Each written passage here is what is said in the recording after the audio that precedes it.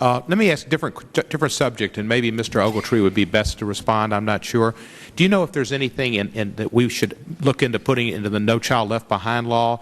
If there's anything there now, maybe to mandate education that requires some courses on tolerance or some courses on civil rights history, Holocaust history, or things like that to teach all children in the United States about such episodes of racial and ethnic intolerance. Well, Congressman Cohen, as I said earlier in my remarks at the beginning, I think that No Child Left Behind is the huge opportunity for this Congress to address a number of these issues that are slipping and sliding away from both state and federal prosecution. It's the right to an education.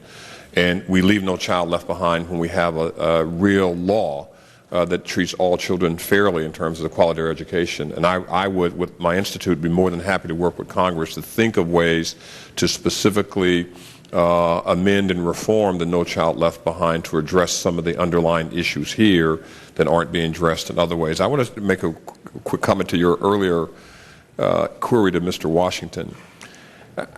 I really can't think of a circumstance where a noose is a household item or an article. It's offensive. It has a deep history.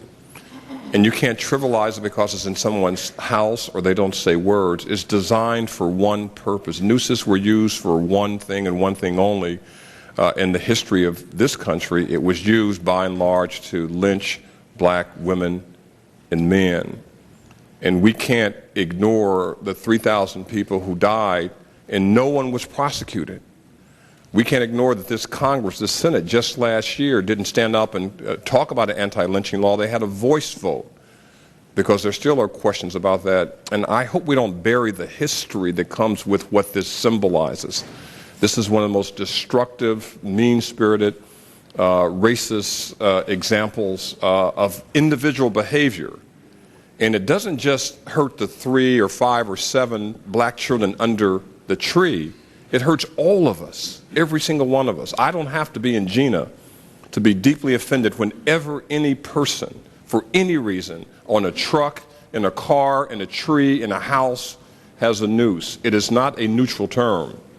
It's a term that connotes threats, violence, death, and destruction.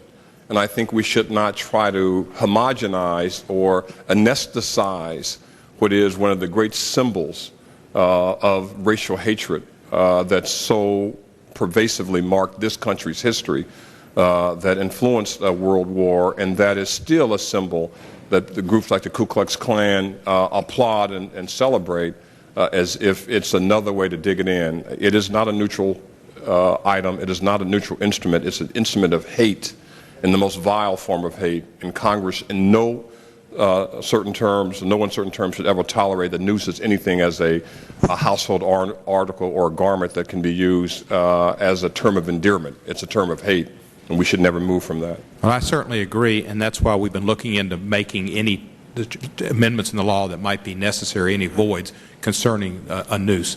And I appreciate each of the members of the panel, and particularly the chairman, for holding this hearing. And if you could get us some suggestions on it, No Child Left Behind, I think we'd like to put that in and offer it as an amendment.